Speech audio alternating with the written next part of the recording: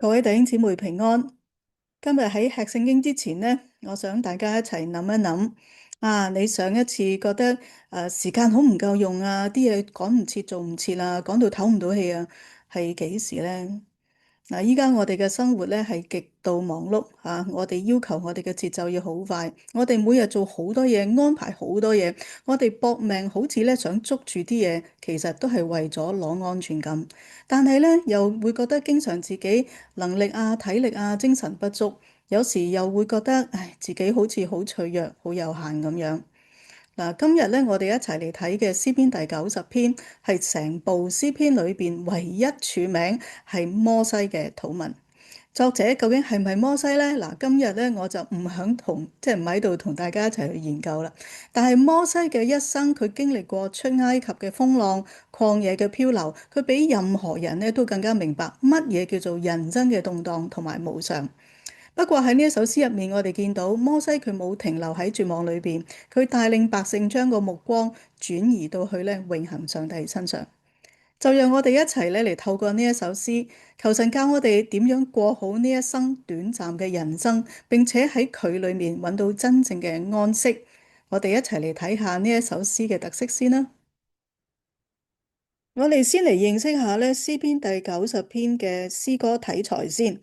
之前咧我同大家睇過詩篇32篇同埋42篇啦，兩篇都叫做個人哀歌。咁有個人咧就即係有咩啊？群體咯。而詩篇90篇咧就係一首群體哀歌。佢同一般嘅淨係向神訴苦嘅哀歌有啲唔同。呢一首詩嘅內容咧係包含咗智慧文學嘅思想。大家睇到呢個圖表吓，第3至12節咧，呢幾節咧就係一啲嘅智慧嘅反思。另外咧，第13至17節咧就係咧哀歌嘅文體啦，進行係百姓向神嘅一啲嘅哀求啦咁樣。咁陣間咧去到解經嗰部分咧，我會再同大家詳細啲講下。另外咧，我哋又睇下一啲嘅文學特色啦。首先咧，就係咧，詩篇90篇咧，同其他詩篇一樣，都出現咗一啲咧同義平衡句法呢一種嘅修辭方式。喺第1、2節咧就提到咧係神嘅永恆，對比咧3至6節人生命嘅短暫。喺7至11節咧就講到咧罪同埋上帝咧對罪嗰種嘅憤怒，對人咧頑固嘅憤怒啦。對比咧12到17節恩典同埋重建。咁呢一啲咧陣間我哋解經嗰陣都會再詳細同大家講下嘅。另外一個嘅文學特色咧，就係咧詩人用咗好多隱喻嘅意象喎。詩人咧就用咗時間同埋草嚟去形容咧人生嘅短暫啊。例如喺時間方面就例如咧用到夜間的一更啦，如水沖去啦，如瞓一覺啦嚇。呢啲咧去講咧即係時間嘅短暫。以及用到草嘅生命去作比喻喎，早晨發芽生長，晚下就割納枯乾，去刻畫咧人類生命嗰份嘅脆弱、短暫同埋無常嘅。第三個特色咧，就係喺我哋睇下佢詩篇90篇喺正典嘅位置同埋上下關聯嗰度。詩篇第90篇咧係喺詩篇第4卷嘅第一篇。大家仲記得詩篇5卷書嘅主題編排係啲咩嘛？係啦。當我哋了解咗第1至3卷書嘅歷史脈絡，咁大家咧就會更加容易明白第4卷嘅第一首詩嘅安排上邊有啲乜嘢咁特別啦。我哋會見到咧，第一卷書咧，第一卷嘅詩篇咧，其實咧就係主要係講緊大衛佢個人咧經歷咗上帝嘅拯救，對上帝咧嘅嗰份嘅信靠嘅心。咁嗰段時間咧係一個即係王朝嘅奠基期。咁跟住咧，第二卷嘅詩篇咧就係講到咧大衛城同埋咧王權嘅一份榮耀啦嚇。第三卷啦，就係講到咧國破家亡咯，百姓咧面對咧集體嘅信仰危機啦，質問神嘅應許同慈愛係咪永遠落空啦？當時候咧百姓嘅信仰咧係幻滅，同埋咧係好哀傷嘅。於是乎咧去到第4卷啦，第四卷咧，其實咧內容就係講神先至係永恆嘅王啊，即係話咧喺第四卷嘅核心就係話我哋咧百姓，我哋要認清而家我哋嗰個眼前嗰個嘅現況，我哋唔好再寄望咧人間嘅政權啊，我哋要將我哋嘅眼目咧轉去咧仰望。喺呢一我哋大衛王朝誕生之前，喺曠野就已經開始保護佢哋嗰位嘅永恆上帝。咁所以我哋見到第四卷書咧，第四卷嘅詩篇咧，其實就係為咗去回應第三卷大衛王朝亡國咗之後，百姓流亡嗰份嘅絕望情緒。咁好多舊約學者都指出啦，詩篇嘅編輯將歷史嘅時鐘喺呢一度咧，突然間倒轉咗，借用咗遠古嘅摩西佢響曠野流浪、無家無國嗰時候嘅經歷，嚟向當時同樣都係無家無國喺外邦流浪、被流放同埋被擄嘅百姓說話，將百姓拉返去摩西時期神人之間嗰份永不動搖嘅關係裏邊。去回顧翻昔日神係點樣帶佢哋出埃及入迦南，藉此去重建翻呢批絕望百姓對耶和華信仰嗰份嘅信心嘅。另外咧就係咧向詩人亦都係借呢一首詩咧向被擄嘅百姓宣告，即使地上嘅大衛王權倒塌，耶和華仍然係世世代代係百姓嘅家，係流亡百姓可依靠、可安身立命堅固嘅家。我哋一齊咧嚟去睇下呢十幾節嘅經文先。咁第一至六節咧就係提到神嘅永恆同人嘅歸宿嘅問題。我哋睇第一節，主啊，你世世代代作我們的居所。呢一個咧係摩西佢自己嘅信仰告白。居所希伯來文就係馬安，其實咧就係指到咧啲野生動物用嚟咧躲避猛獸獵殺時候咧匿埋嘅避難嘅洞穴。亦都指到咧人嘅住屋嚇，一個咧可以安歇得着咧完全保護同埋供應嘅一個家。咁係指到喺流亡裏邊啦嚇，詩人咧就向百姓即係講神對百姓嘅保護其實咧係超越地理界限嘅。神自己就係百姓嘅家，係百姓生命嘅穩定可靠嘅歸宿。咁啊，對於流浪嘅摩西嚟講，神就係佢唯一嘅家；對於被擄即係絕望嘅百姓嚟講，而家國家冇咗啦，但係咧，我哋嘅家仲響度嚇，安全嘅避難所就係咧上帝，上帝係唯一能夠遮風擋雨、保你平安嘅堡壘。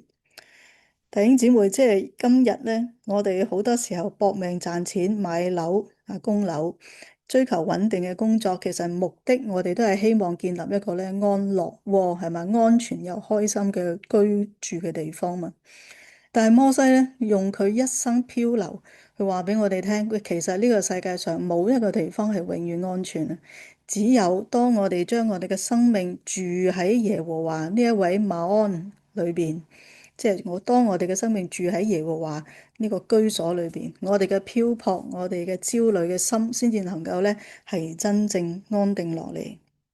我哋睇第二節，諸山未曾生出地，與世界你未曾造成，從亙古到永遠，你是神。從亙古到永遠呢一度咧，係表達無始無終嘅一種絕對嘅永恆。呢度其實咧就係放大咗神嘅永恆，去對比咧下邊第3至6節提到人嘅本質同埋有限嘅。喺第3節，我哋睇到塵土呢個字。塵土原文就係達卡，意思咧就係被壓到碎晒，變咗做粉嘅，即係壓到變粉嗰啲嘢啦嚇，亦都咧可能咧就係指到微塵啊。咁所以喺字面上咧，佢其實係回應咗創世記3章你本是塵土，仍要歸於塵土呢一句嘅經文啦。亦都咧其實話人類係塵土咧，呢個其實亦都係一個典型嘅古代近東嘅文學手法嚟嘅，去形容咧人類係必死，同埋咧係人類嘅生命咧係極度脆弱咁解。咁喺屬靈意象上邊，我哋面對上帝嘅審判，人嘅生命咁脆弱，轉眼就會咧粉碎，粉碎到一個點，就好似咧塵土一樣咧歸於無有。我哋又嚟睇下第4至6節呢一度吓，呢一度咧呢幾節咧，其實咧都係用從時間上咧去睇神同人嘅一啲嘅對比。我哋睇下夜間的一更吓，你大家如果睇開嗰啲武俠劇都聽過，就係打更佬啊嘛，打更咁啊。以前其實香港都有打更嘅，係未有時鐘之前咁樣。咁啊，夜間的一更咧。如果喺希伯來文化裏邊咧，一更咧其實約莫係3至4小時左右啦。喺度其實咧就係比喻神喺永恆裏邊，佢唔受時間所限，但係人咧卻係受到時間所限制。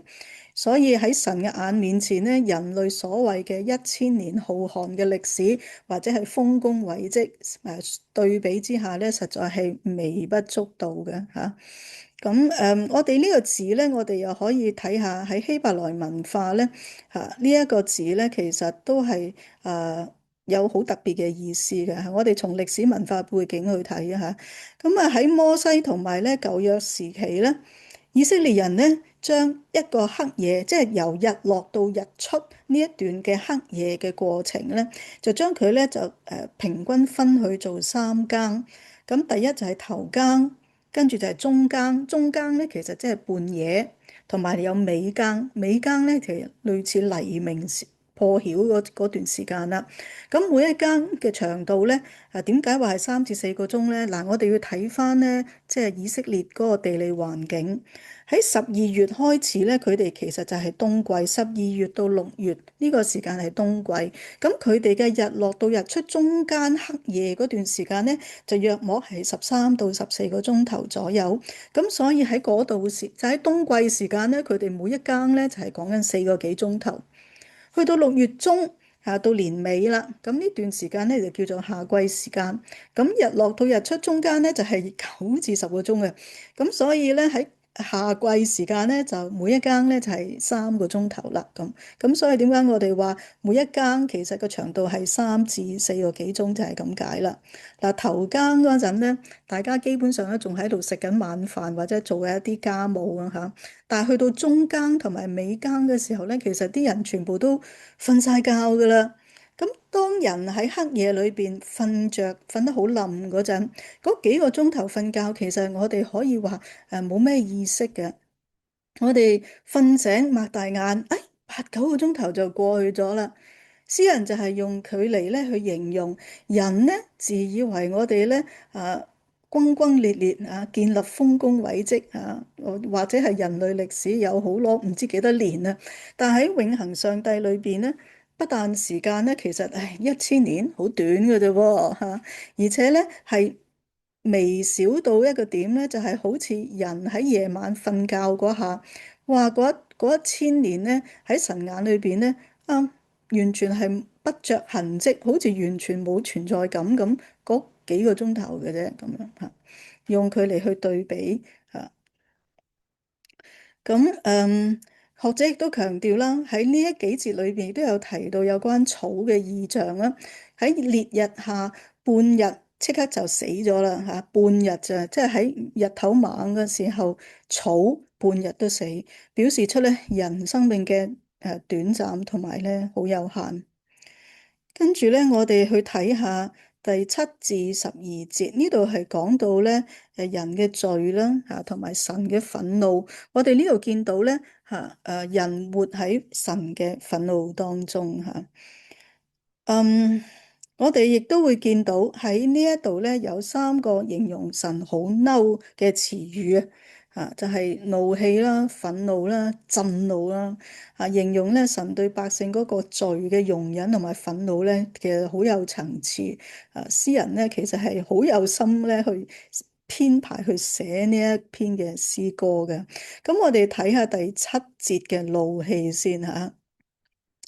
嗱，第7節嘅怒氣呢個字咧，原文咧其實係講個鼻或者係講呼吸，鼻或者呼吸。嗱，當人咧極度嬲嗰陣咧，係會點啊？個鼻哥窿就會張開大啲嘅，係個鼻孔會張大啲，你個呼吸咧就會變得急促啲、沉重啲。咁啊，係嘛？因此即係我哋呢個字咧，其實愛嚟形容咧，上帝對人犯罪咧動了怒氣啊！動了怒氣，呢個亦都係咧神要審判人嘅起點。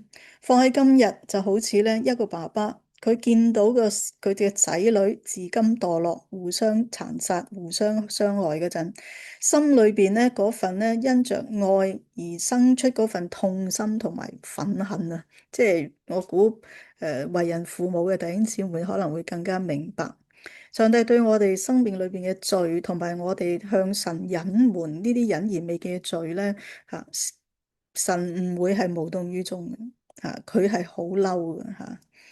跟住我哋又睇下咯，嬲都有好多個層次啊嘛。頭先講，咁我哋又升呢咯，就去第二個層次就係憤怒啦。憤怒呢個原文嘅字咧係講熱或者係烈酒啊，即係好酒精濃度好高嘅酒啊，熱或者係烈酒，形容一種咧好似烈火咁火烈，即係好似烈火咁燃燒嗰份嘅憤怒啊。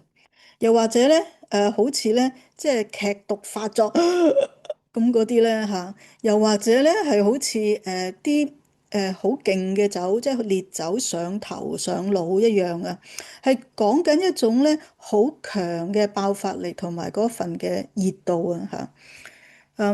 聖經裏邊，所以係因為言語係好難解釋咁，不過所以我就索性不如就俾大家用一啲圖片嚟去理解，可能大家仲容易明白啊。但喺聖經裏邊咧，呢個憤怒呢個字咧，好多時咧係指到咧上帝嘅公義對罪惡所產生嗰份嘅強烈排斥感，亦都代表咧神對罪惡嗰份嘅零容忍啊。咁去到第九節啦，詩人就用咗震怒啦。咁呢一個咧係最高層次嘅憤怒啦嚇，震怒嚇。原文嘅意思咧，其實係講緊越過啦，同埋滿瀉啊嚇，瀉啊，即係大到瀉晒出嚟，多到瀉晒出嚟。意思咧就係瀉晒出嚟嘅憤怒係啦。係三個憤怒嘅詞裏邊咧，程度最深、最猛烈嘅一個，係指到咧上帝嘅憤怒唔再係咧心裏邊嗰份嘅情緒狀態，或者咧係燒緊嘅熊熊熱火，而係嬲到瀉啊！呢個嬲到瀉咧，仲要係化為咧一個實質行動嘅審判啦，意味住咧罪人咧，我哋其實咧已經喺神嘅眼裏邊係無處可藏噶啦嚇，我哋只能夠咧係被上帝呢一份嘅公義嘅審判咧，最後係被上帝公義嘅審判咧所淹沒嘅。咁人嘅渺小就係咁。咁咧，我哋又睇下下一個字啦，就係擺在你面前。擺在你面前嘅意思咧，就真係攤開出嚟，一筆筆去計。神將以色列人嘅罪一筆筆鋪喺晒出邊俾你睇嚇。所以其實神咧係真係好介意我哋所犯過任何一個罪大罪好，或者係隱而未見嘅罪好，上帝咧其實都係唔中意，好介意嘅。隱惡，隱惡係咩意思咧？隱惡咧，其實咧係指到我哋內在收埋喺陰暗角落，連自己都唔願意面對，或者係自以為可以瞞天過海嘅一啲嘅罪惡，例如一啲內罪，即係內心裏邊嘅貪婪啦，一啲嘅苦毒啦，一啲私欲啦，一啲虛假啦，吓。你估我哋唔講，上帝就唔知啊？梗係唔係啦吓！上帝乜嘢都知。我哋又睇下神面光呢個字啦。嗱，神嘅面光咧喺希伯來文化裏邊神嘅面係代表佢嘅同在同埋審判。神嘅面光就好似一盞咧威力好勁嘅探射燈我估現代嘅大家就好容易明，一個好強嘅探射燈。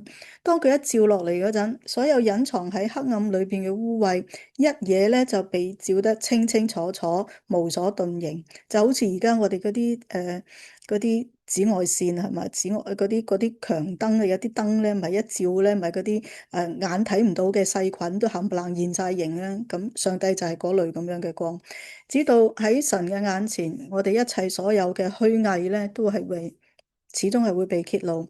喺詩篇第90篇呢一度。呢一個光，神嘅面光，呢個光就係公義，就係叫我哋罪人戰兢嘅光。但係咧，屬聖經嘅弟兄姊妹咧，有可能諗起咯喎，咦，呢個字好熟喎，就係啦，喺民數記6章25節，願耶和華使他的臉光照你，賜恩給你。咦，呢個面光又唔係嗰啲叫人戰兢嘅光咯喎，呢一個光同樣係神嘅面光，但係喺呢一度咧係慈愛啦、接納啦，同埋賜人有福嘅一個嘅面光喎嚇。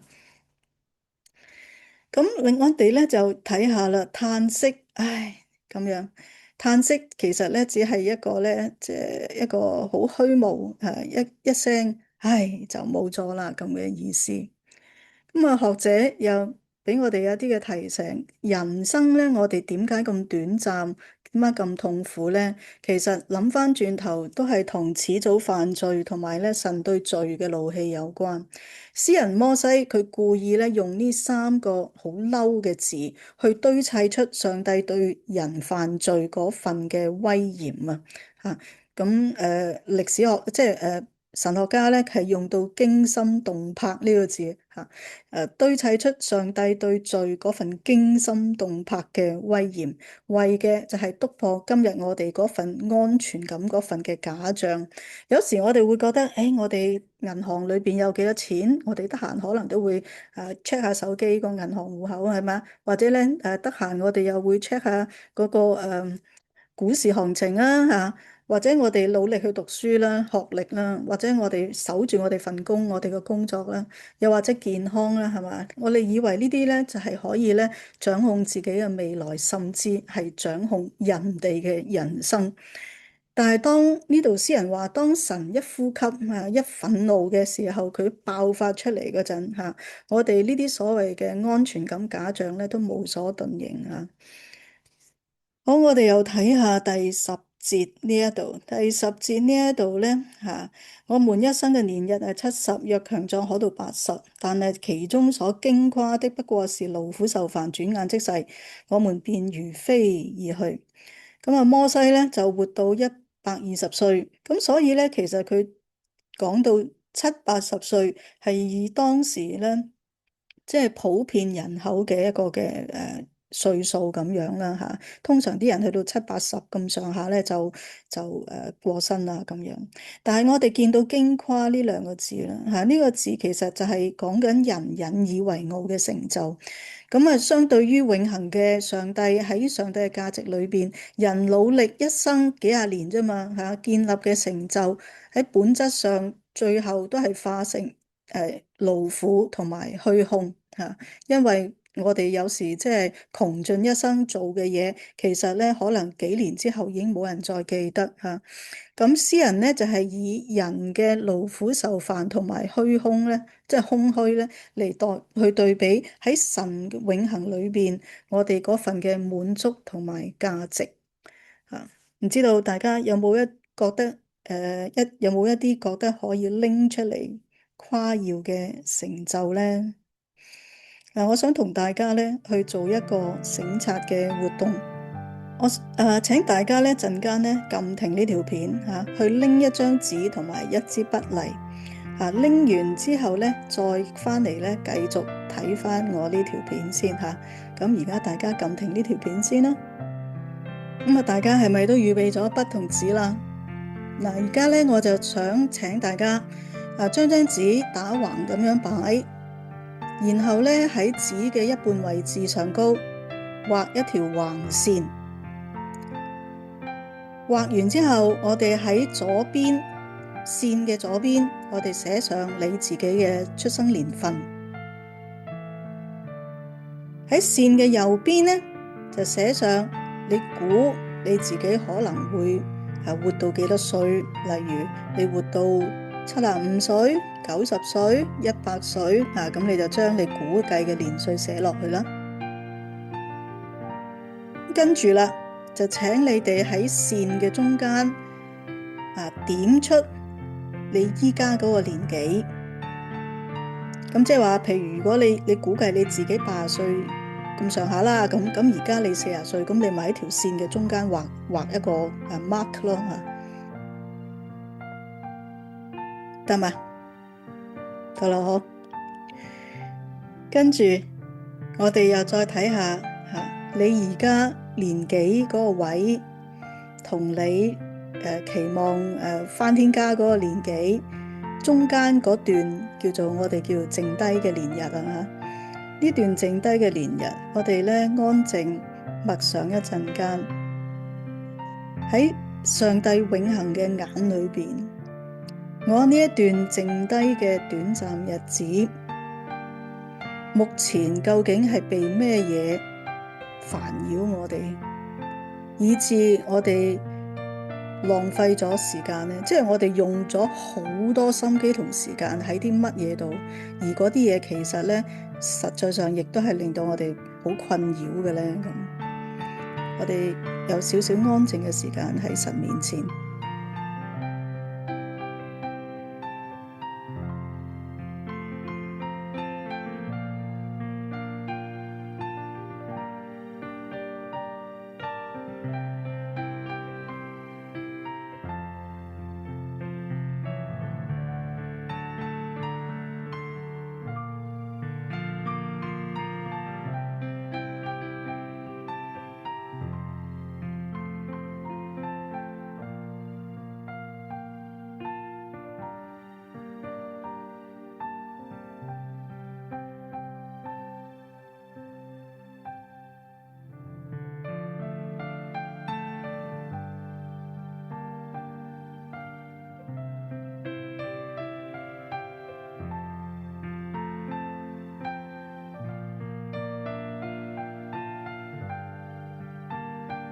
依家請大家喺你嗰個剩低年日嗰個時間線嘅下邊寫低一件你最想咧交託神嘅事，即係話咧喺你餘生裏邊剩低嘅年日裏邊，你有啲乜嘢事你好想咧求神幫你嘅，或者你好想為上帝去完成嘅一個心願，咁咧請大家去寫低。寫完之後啦，咁咧你寫嘅時候咧可以慢慢諗嘅，唔使急。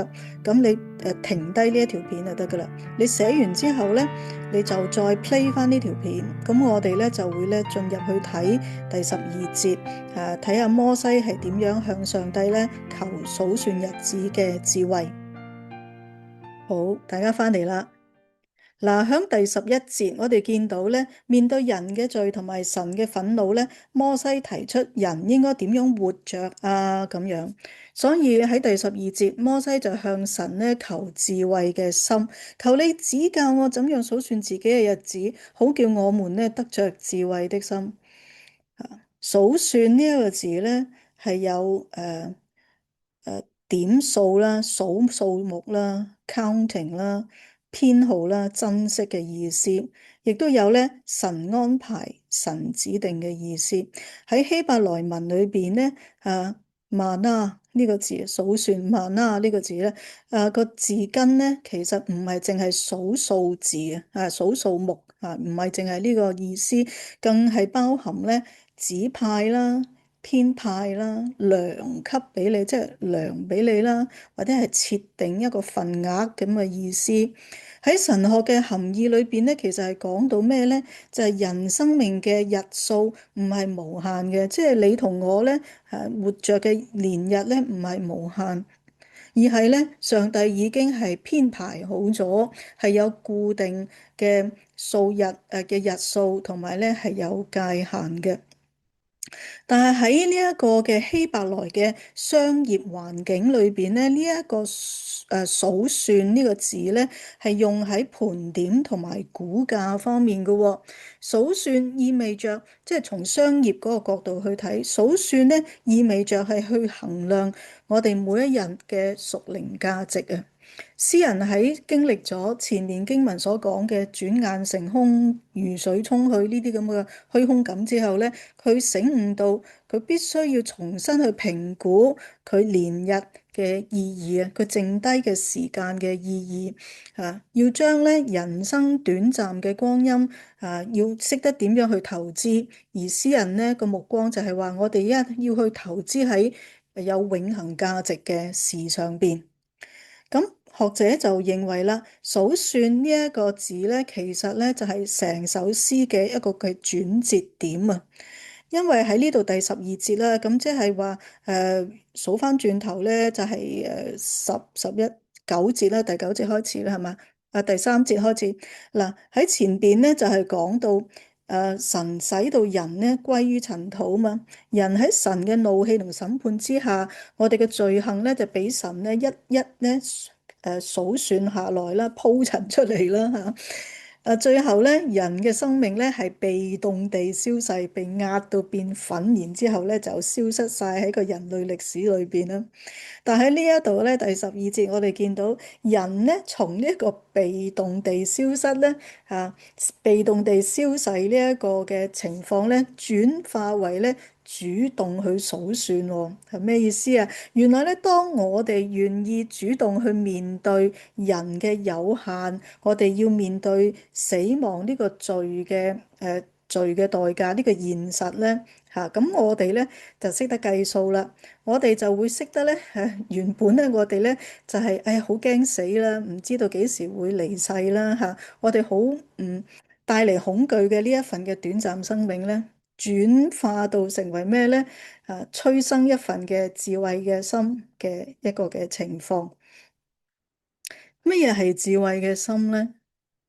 其實就係話我哋願意承認自己嘅生命有限同埋微小，願意放下人嘅驕傲同埋咧嗰份嘅掌控欲，唔再為短暫嘅虛榮同埋成就去揮霍生命。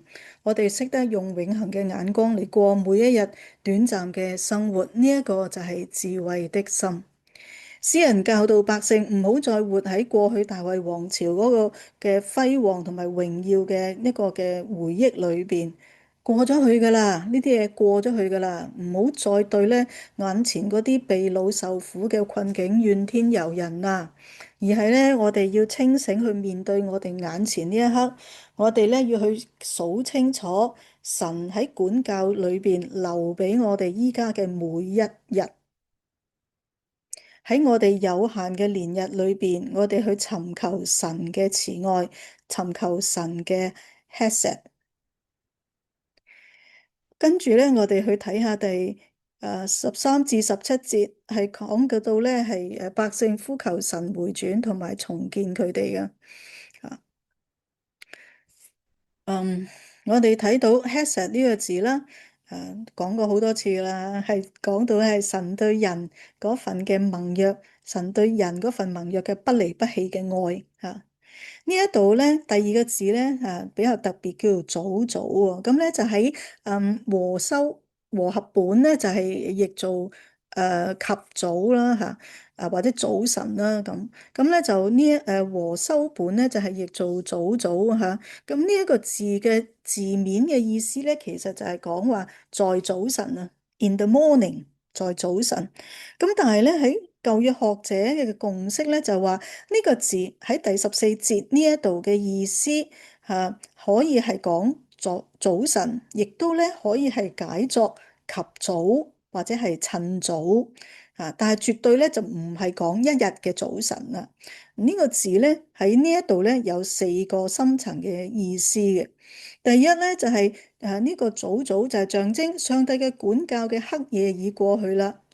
象徵上帝管教嘅黑夜已過去啦，神嘅恩典同埋赦免就好似黎明般咁樣嚟到啦。第二個意義咧就係話，好似第5至6節提到人嘅時日好似草啊嘛，咁呢一度嘅早晨咧就代表生命短暫嘅開始。好快可能咧生長得好茂盛，不過好快咧就會進入死亡啦。嗱，當百姓識得數算日子之後，佢哋就呼求神嘅早晨嚟臨咯。呼求咧上帝嘅慈愛咧早啲嚟到啦，讓佢哋咧可以喺剩低嘅日子裏邊咧，可以被上帝嘅慈愛充滿，進入永恆嘅福樂裏邊嘅美麗早晨。咁呢一個咧係指到咧屬靈生命嘅反轉咯。第三個意思咧就係話喺修辭上高如果我哋係譯做早早咧，其實某程度上咧係好精準咁樣咧，係捉住咗希伯來詩歌嗰一份嘅迫切感。喺神學上高咧，可以咁樣理解，人嘅生命咧太過短暫虛空啦，轉眼成空啊，好似一聲嘆息，唉，咁就冇咗啦。我哋咧完全係冇本錢喺痛苦裏邊咧再蹉跎歲月噶。咁於是乎，百姓就喺度咧向神咧發出極其迫切嘅呼籲啦。意思就係話，神啊，求你唔好再耽延啊！喺我哋呢一個短暫又脆弱嘅生命被你完全壓碎之前，被消失喺呢一個歷史洪流之前，趁早讓我哋去經歷你嘅慈愛，經歷你嘅 Hesed 啦。意思其實就係咁樣啦。我哋又嚟睇下第17節。17節，願主我們的神恩寵歸於我們身上，願你堅立我們手所作的工，我們手所作的工，願你堅立。最後嗰兩節咧，我好經常咧都寫喺嗰啲去鼓勵啲神學生嘅吓，或者係鼓勵啲同工嘅吓。呢度咧出現恩寵啊，恩寵呢個字咧，其實咧係講到令人喜悅吓，一啲好嘢嚟嘅吓。喺呢度指到咧係神無比嘅溫柔，同埋咧充滿慈愛嘅笑臉啊。呢個就係恩寵啦吓。神無比嘅溫柔嘅慈愛嘅笑臉對住你，呢個就係恩寵啦吓。咁當我哋祈求神嘅恩寵歸於我哋，其實嘅意思就係求上帝用佢嗰個令人睇得見、會感到好安慰嘅慈祥嘅笑臉，用呢一個咁樣嘅慈祥笑臉嚟迎接我哋咁解啊！願恩寵歸於我們。堅立呢個字呢，出現咗兩次，其實就表達咗詩人一份好強烈嘅祈願啦。堅立，堅立嘅原文嘅字面呢，其實係解立定啦，使到啲嘢好堅固啦，使到啲嘢可以好持久啦。嗱，當神嚟堅立嗰陣，其實咧就好似喺一片流沙池裏邊。大家知唔知咩叫流沙？有時我哋睇戲咧，我哋會見到啲人跌落去啲流沙池，個人咧未必好快沉落去嘅，踩落去，但係佢慢慢慢慢沉嘅嚇。咁嗰啲流沙嚇，當神話要堅立嗰陣，就好似喺呢啲咁樣嘅流沙池裏邊，神自己親自去打一條咧能夠直通地心嘅鋼筋水泥地基一樣嚇。咁呢個咧就係堅立啦。咁學者就認為嗱，呢一節咧提到其實人生命短暫啊，咁我哋唯有咧係得我哋做好多嘢啊，以為就係好有呢一個永恆價值，但係冇諗到咧就係唯有我哋咧係得到永恆嘅神嘅恩寵，我哋所謂嘅豐功偉績，我哋手所作嘅勞碌嘅工作，我哋先至能夠咧係被上帝咧賦予永恆嘅價值。嗱，呢度都得意啊！既然人嘅生命就好似塵土般咁短暫，一吹即逝，一嘆，唉，咁就冇啦，係咪？咁點解詩人又會期盼人手所做的工可以被神堅立，具有永恆嘅價值呢？咁有學者就指出啦，呢首詩咧，詩篇第90篇係寫俾嗰啲經歷國破家亡喺被擄裏邊受苦嘅以色列百姓嘛。百姓會問：個國家都亡咗啦，我哋依家做嘅一切仲有冇意義啊？咁喺第17節呢度嘅祈求呢，就係一個好強大嘅宣告，係咩嘢呢？就係即使地上嘅政權，即係大衛嘅政權同埋嗰份輝煌嘅歷史，好似塵土呢，一吹就消散晒啦，冇晒啦。但係只要呢百姓回轉，我哋呢回轉翻向神嗰度，以神為我哋世世代代嘅家，神呢就能夠喺呢一個亡國嘅廢堆裏邊去建立。堅固呢啲微小百姓所做嘅任何嘅重建工作，呢一個係喺動盪時代裏邊，神俾屬佢嘅子民一個嘅好大嘅應許。嗱，對今日嘅我哋嚟講咧，可能我哋依家嘅生活都唔容易㗎喎，我哋都盡咗努力去做好多嘢，不論喺侍奉好好工作好，或者我哋喺家庭裏邊，我哋做咗好多嘢，但係好似都唔係好見到成果，係嘛？有啲灰心係咪？年紀又或者開始慢慢大咯喎，我依家努力做嘅嘢，仲有冇意義㗎？眨下眼，人就煙消雲散啦，係咪啊？即係我哋睇歷史有幾多個人嘅名係100年、200年後仍然仲記得，即係少之又少，係咪？詩人提醒我哋，我哋要將咧我哋呢一份嘅安全感轉移到去神嘅身上高先得。我哋搏盡全力，成世人去追求穩定嘅生活，追求名利、財富、成就，係咪？其實最終都係想有一份安全感，同埋滿足人嘅驕傲啦，即係虛榮心啦。不過詩人提我哋以神為家，其實我哋嘅內心先至有真正嘅平安喎。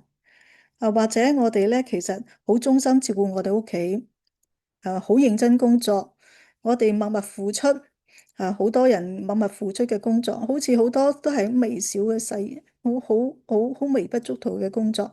但係咧，只要我哋有智慧嘅心，只要我哋咧有神嘅同在，神就會堅立我哋手所作嘅微小嘅工作。神將呢啲微小嘅工作點石成金。賦予呢啲工作具有永恆意義啊！喺影片結束之前呢，我想同大家一齊咧操練第14節，早早飽得你的 headset。請大家咧寫低你嘅 headset 嘅宣告。嗱，嗰個句式好簡單嘅啫，就好似熒光幕咁寫：主啊，求你幫助或者拯救我。一啲嘅焦慮或者重擔，讓我嘅生命剩低嘅年日能夠早早飽得你的吃食，你的慈愛啊！如果抄唔切咁啊，大家弟兄姊妹，你哋可以撳停呢條片，我抄完之後，我哋又繼續睇翻我哋呢條片啦。喺結束嘅時候，我揀咗詩篇第90篇嘅詩歌嚟同大家分享。今次呢一首堅固保障呢，係一首傳統嘅詩歌。B 牧師呢，好有信心，好肯定，並且以響亮嘅歌聲去唱出呢一首詩歌嘅。我鼓勵大家一路睇，一路開聲跟住唱，然後安靜向神祈禱，將呢一首詩嘅內容深化，響呢個星期裏邊慢慢細嚼。我哋下個星期再見啦！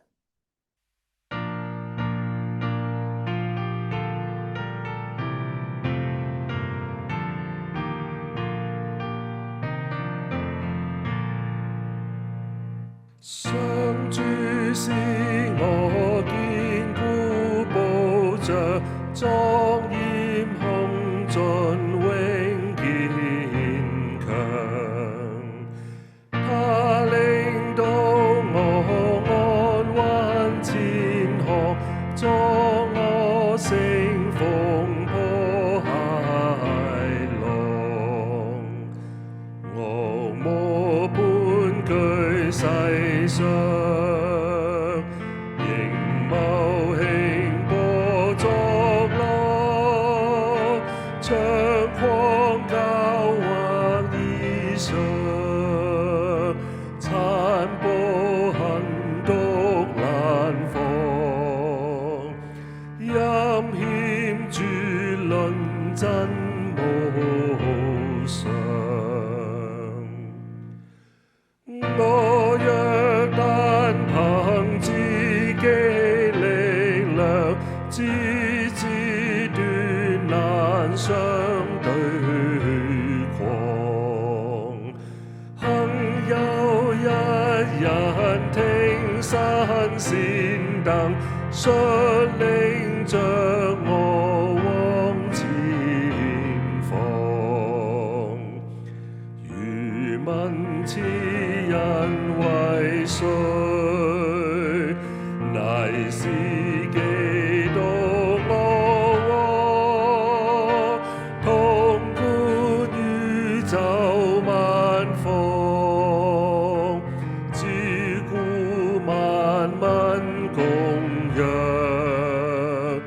定能將群魔掃蕩。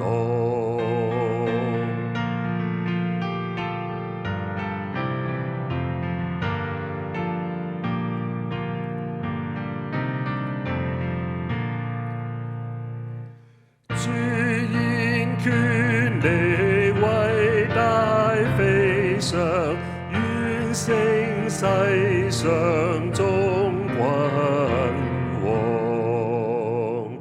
聖靈恩典為我所有，因主耶穌在我旁，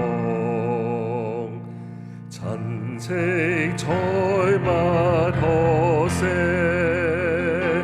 渺小浮生可鎖，因或親殺我身，主都已然興和，上主